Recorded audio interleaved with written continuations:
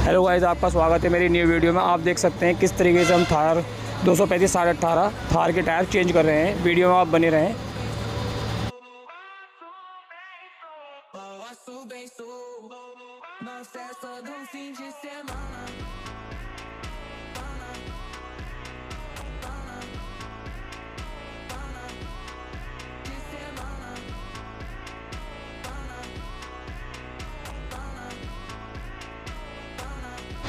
हमने जो इसमें टायर लगाया है सीएट 235 18.5 क्रॉस ड्राइव लगाया है। टायर बैलेंस करने के बाद हमने प्रॉपर तरीके से गाड़ी में टायर लगा दिया है। आप देख सकते हैं 235 18.5 थार।